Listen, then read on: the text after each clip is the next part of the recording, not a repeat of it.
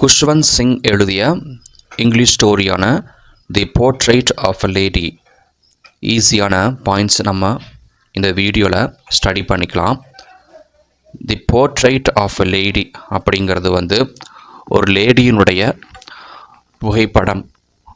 அவங்கள எப்படி இந்த ஆத்தர் வர்ணிச்சிருக்கிறாரு, அவங்களுடைய வாழ்க்கை, இந்த புகைப்படத்தை பார்க்கும்போது என்னென்ன நினைவுகள்லாம் வருது அப்படிங்கிறதெல்லாம் குஷ்வந்த் சிங் இந்த ஸ்டோரியாக எழுதியிருக்கிறாரு. தன்னுடைய பாட்டியினுடைய வாழ்க்கை, அவங்க எப்படி வாழ்ந்தாங்கிறது ரொம்ப பியூட்டிஃபுல்லாக வர்ணிச்சிருக்கிறாரு.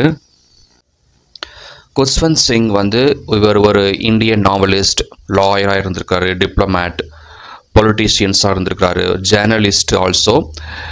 டெல்லியில் செயின்ட் ஸ்டீஃபன்ஸ் காலேஜில் இவருடைய கல்லூரி படிப்பு இருந்திருக்குது. அதற்கப்புறம் லண்டனில் உள்ள கிங்ஸ் காலேஜ்லேயும் படிச்சிருக்கிறாரு. 1947 இந்தியன் ஃபாரின் சர்வீஸில் ஜாயின் பண்ணியிருக்காரு. அதுதான் அவருடைய கரியர் ஸ்டார்ட் ஆகுது. இவருடைய நாவல்ஸ் ஒர்க்கெலாம் பார்த்தீங்க அப்படின்னா secular views, sarcasm, love for poetry, இப்படி தான் அவருடைய ஒர்க்ஸ் எல்லாமே இருக்கும். நியூஸ் பேப்பர், மேகசின்ஸ்க்கெலாம் எடிட்டராக இருந்திருக்காரு. For example the Illustrated Weekly of India, Hindustan டைம்ஸில் ஒர்க் பண்ணியிருக்காரு. இவருக்கு இந்தியன் கவர்மெண்ட்டு பத்மபூஷன் அவார்டு வழங்கியிருக்கிறது. ஆனால் அந்த அவார்டை 1984 என்ன பண்ணிட்டாருன்னா, ஆப்ரேஷன் ப்ளூ ஸ்டாருக்கு எதாவது நடந்த போராட்டத்தில் அதை திரும்ப கொடுத்துட்டார் கவர்மெண்ட்ட. அதுக்கப்புறம் 2007 இவருக்கு பத்ம விபூஷன் அவார்டு கொடுத்துருக்குறாங்க. தென் சாகித்ய அகாடமி ஃபெலோஷிப் இவருக்கு வழங்கியிருக்கிறாங்க. இவருடைய மற்ற நாவல்ஸ் பார்த்தீங்கன்னா the mark of Vishnu, history of Sikhs, the train to Pakistan, success mantra, we Indians, death at my doorstep, இதெல்லாம் ரொம்ப பாப்புலரான ஒர்க்ஸ். இப்போது இந்த ஸ்டோரிக்குள்ளே போகலாம். ஆல்வேஸ் இந்த ஸ்டோரி ஸ்டார்ட் ஆகும்போது தன்னுடைய பாட்டியை பார்க்குறாங்க. பாட்டி எப்படி இருக்கிறாங்கன்னா ரொம்ப வயதாகி இருக்கிறாங்க. வயதாகனா இதற்கு மேலே யாரும் வயதாகவே முடியாத அளவுக்கு ரொம்ப டூ ஓல்ட் ஆகிட்டாங்க. அந்த author his grandmother as old and wrinkled. முகம் பார்த்தீங்கன்னா ரொம்ப ரிங்கிள்ஸாக இருக்குது. கோடு கோட முகத்தில் ஒரு வயதான பாட்டியோடைய முகம் எப்படி இருக்குமோ, ரொம்ப முகம் கை கால் ஃபுல்லாக கோடு. இதற்கு மேலே ஒருத்தங்க வயதாக மாட்டாங்க அப்படின்னு ஒரு ஒரு பீக், ஒரு உச்சத்தில் இவ்வளோ இதுக்கு மேலே வயசே கிடையாதுங்கிற அளவுக்கு ஒரு உச்சக்கட்டத்துக்கான வயசில் இருக்கிறாங்கங்கிறத சொல்கிறாங்க. His grandfather's portrait showed him as very old, marking it hard to imagine him with the family. So இவருடைய தாத்தா புகைப்படத்தை பார்க்கும்போது அவர் ரொம்ப வயசாகிருக்காரு. ஆனால் அந்த புகைப்படத்தில் இவர் எப்படி போஸ்ட் கொடுக்குறாருன்னா, இவருக்கெல்லாம் ஃபேமிலியே இல்லாத மாதிரியும் குழந்தைகளே யாருமே இல்லாத மாதிரி ரொம்ப ஜைஜாண்டிக்காக ரொம்ப பியூட்டிஃபுல்லாக போஸ்ட் கொடுக்குறாரு. தலையில் டர்பன் மாட்டிக்கிறாரு, இவரோட உடம்புல ட்ரெஸ் போட்டுக்கிறாரு. அதெல்லாம் பார்க்கும்போது இவருக்கே ஃபேமிலி இல்லாத மாதிரி, இவருக்குள்ள எந்த ஒரு ரெஸ்பான்சிபிலிட்டி இல்லாத மாதிரி ரொம்ப கம்பீரமாக நிற்கிற மாதிரி போஸ்ட் கொடுக்குறாரு. ஆனால் இவருக்கு பின்னாடி பயங்கரமான இவருடைய குழந்தைங்க, கொள்ளு பேரன் எல்லாம் இருக்கிறாங்கிறதே அவர் இல்லாத மாதிரி இருக்கிறாரு. Appearance: the grandmother was short, stout, bent and full of wrinkles, but the author saw her as beautiful. ஆனால் அந்த பாட்டிக்கு பொறுத்த வரைக்கும் அவங்க ரொம்ப ஷார்ட்டாக இருப்பாங்க, கொஞ்சம் குண்டாக இருப்பாங்க, முகம் ஃபுல்லாக ரொம்ப ரிங்கிள்ஸாக இருக்கும், கொஞ்சம் பெண்டாக இருக்கும், முது கொஞ்சம் கூனியாக இருக்கும். அப்படி இருந்தாலும் இந்த ஆத்தர் குஷ்வந்த் சிங்கை பொறுத்த வரைக்கும் அவங்க ரொம்ப அழகாக இருக்காங்க அப்படிங்கிறத ஸ்டோரியில் எழுதுகிறாங்க. அப்புறம் she always wore white and constantly prayed with her rosary. இந்த பாட்டி ரொம்ப ஆன்மீகத்தில் ரொம்ப ஈடுபாடு. கையில் ஒரு துளசி மாலை வச்சுருப்பாங்க. அதில் எப்போவுமே அதில் பீட்ஸ் கவுண்ட் பண்ணிக்கிட்டே இறைநாமத்தை சொல்லிக்கொண்டே இருப்பாங்க. அவ்வளவு பக்தியாக இருப்பாங்க எப்போவுமே. அதே மாதிரி அவங்க ஒயிட் சாரி தான் அணிஞ்சிருப்பாங்கன்னு சொல்கிறார். Then close bond. The author and grandmother were close when he was a child. She woke him up, got him ready for school and they walked to the village temple school together, feeding dogs on the way. இந்த author சிறு வயதுலேருந்தே இவங்களுடைய parents வெளியூரில் வேலைக்காக அங்கே settle ஆகிட்டாங்க. So இவர் தன் பாட்டியினோட வளர்ப்பில் தான் வளர்ந்துருக்கிறாரு. பாட்டி தான் வளர்த்துருக்குறாங்க. பாட்டி இந்த குஷ்வந்த் சிங் சிறு வயதில் இருக்கும்போதே சீக்கிரமாக எழுப்பி விட்டுருவாங்க, ஸ்கூலுக்கு அனுப்புவாங்க, ஸ்கூலுக்கு கூட்டு போயிடுவாங்க, அப்புறம் கோயில்களுக்கெலாம் கூட்டு போவாங்க, அப்படிலாம் இருந்தாங்க. அப்புறம் அங்கே போயிட்டு இருக்கும்போது அந்த தெருவில் ஏதாவது நாய்கள் இருந்ததுன்னா தெருநாய்களுக்கு சாப்பாடு கொடுக்குறது. ஸோ இதையெல்லாம் பார்த்து கொண்டே பாட்டி இப்படிலாம் இருக்கிறாங்கிறதெல்லாம் பார்த்து கொண்டு தான் வளர்ந்துருக்கிறாரு இந்த குஷ்வந்த் சிங். ரொம்ப க்ளோஸாக இருப்பாங்க ரெண்டு பேருமே. City life changes their bond weakened when they move to the city. He went to an English school and she state.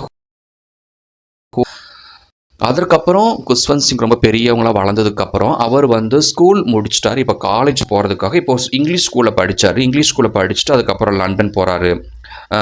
அவரை பாட்டிக்கும் இவருக்கும் ஒரு பிரிவு வருது. அந்த நேரத்தில் பாட்டி தனியாக வசித்தாங்க. அந்த நேரத்தில் என்ன பண்ணுவாங்கன்னா, அவங்க வீட்டில் வந்து அந்த குருவிகள்லாம் குருவிகளுக்கு தானியம் போடுவாங்க. அப்படியே அவங்களுக்கு உணவுகள்லாம் போட்டு அப்படியே நாட்களை கழித்து கொண்டே இருக்கிறாங்க.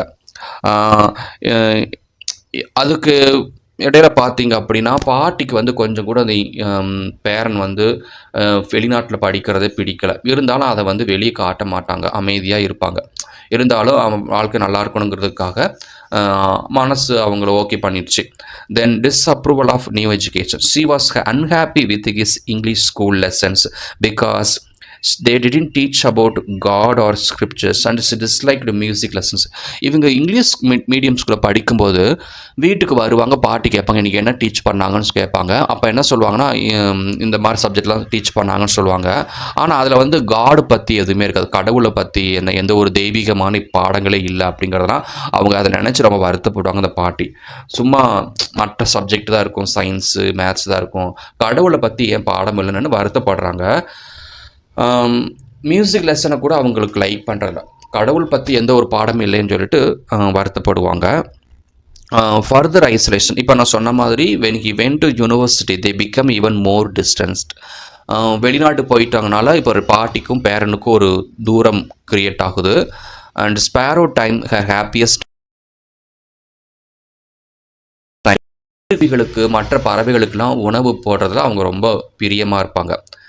Farewell and return. She was not emotional when he left for 5 years but welcomed him back with prayers and her usual routine of feeding sparrows. பேரன் படிக்கிறதுக்காக வெளிநாட்டுக்கு போகிறான். அந்த நேரத்தில் கூட ரொம்ப இமோஷ்னலை வெளியே காட்டிக்கல. 5 வருஷமாக தனியாக இருக்க போகிறாங்க இனிமேல். ஸோ அந்த நேரத்தில் இந்த குருவிகளுக்கெல்லாம் வந்து உணவு போடுறதுல நேரத்தை கழிக்கிறாங்க.